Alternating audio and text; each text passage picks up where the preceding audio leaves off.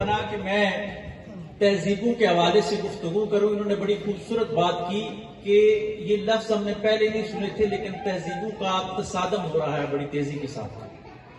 ہم نے جو اسلام بر صغیر میں آیا، یہ دین سے مذہب اور مذہب سے سیلیبریشن اور سیلیبریشن سے تہذیب کے راستے میں داخل ہوا.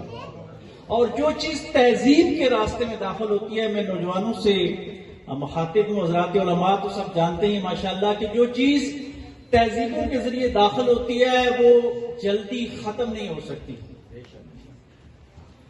ہندوستان کے جو ہندو تہذیب تھی یا بدھ مت کے لوگ تھے، یہ لڑائی نہیں لڑا کرتے تھے. یہ کہتے تھے، ان کا یہ دعویٰ تھا کہ ہماری تہذیب اتنی مضبوط ہے کہ ہمیں کوئی آ کے بھلا فتح کر لے، نظریات ہمارے ہی چلیں گے. کیونکہ دنیا کے قدیم ترین جو مذاہب ہیں ان میں یہ ہندو مت اور بدھ مت کا مذہب تھا.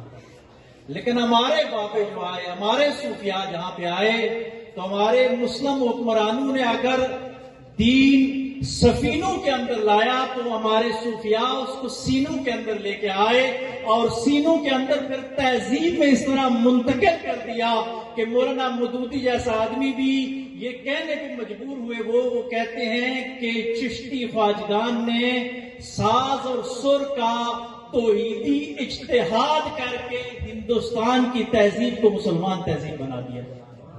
یہ ہماری وہ تہذیبی فکر تھی جو بابو نے ہمیں دی ہے.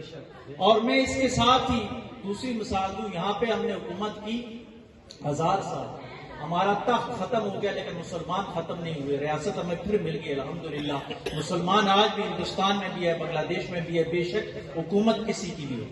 لیکن اس کے ساتھ ہی کمپیریزن کے طور پر ایک مطالعہ ہے کہ اسپین کے اندر ہم نے 800 سال تک حکومت کی، لیکن اسپین کے اندر جب مسلمانوں کا اقتدار ختم ہوا تو وہاں پہ اسلام ختم ہو گئی، مسلمان بھی ختم ہو گئے. اس کی وجہ کیا تھی؟ بہت ساری وجوہات تھی، لیکن اس کی ایک بڑی وجہ یہ تھی کہ وہاں جو صوفی گئے بھی وہ کلامی بحثوں میں الجھ گئے. انہوں نے تہذیب کے اندر دین کو منتقل نہیں کیا، جس کی وجہ سے اسپین میں تو اسلام رائج نہ ہو سکا، لیکن ہندوستان کے اندر یہ گنگائی جمنائی تہذیب جو ہے توحید اور رسالت سے ہمکنار ہو گئی. یہ ہمارے صوفیاء کا پیغام تھا جو آج بابو پہ بات کرتے ہیں تو ہم بباغ دول یہ بات کرتے ہیں.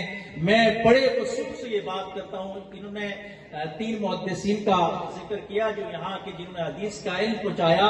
تو یہاں کی جتنی بھی فکریں ہیں بر صغیر کے اندر، ان کا اگر بیک دیکھا جائے، گراس روٹ دیکھا جائے، تو ان کی نسب میں کہیں نہ کہیں صوفیاء کا خون پایا جاتا ہے.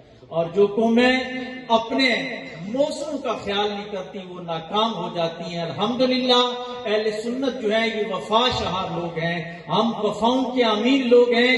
ہم صوفیاء کو اس لیے مانتے ہیں کہ یہ صوفیاء نہ ہوتے تو آج یہاں رام رام ہو رہی ہوتی. یہ صوفیاء ہی تھے جو آئے تو آج یہاں لا الہ الا اللہ محمد رسول اللہ کی صدا بلند ہو رہی ہے. میں اصال ثواب کے حوالے سے، آج شبیر صاحب کی والد کا، ان کے والدین کا اصال ثواب ہے، تو بڑی خوبصورت اصلاح بڑی فرمائی یادگار اصلاح حضرت علامہ مولانا اکرم صاحب دامت برکاتہم العالیہ نے.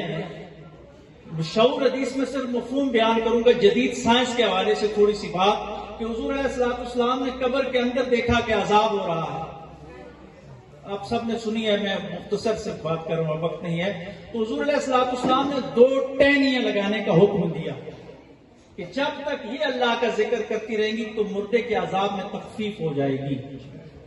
اب سوچنے کی تو بات یہ کہ حضور علیہ السلام خود رحمت للعالمین جہاں خود آ کر کھڑے ہوں تو وہاں پہ عذاب کیا ٹہنی زیادہ اس سے معتبر معذرت.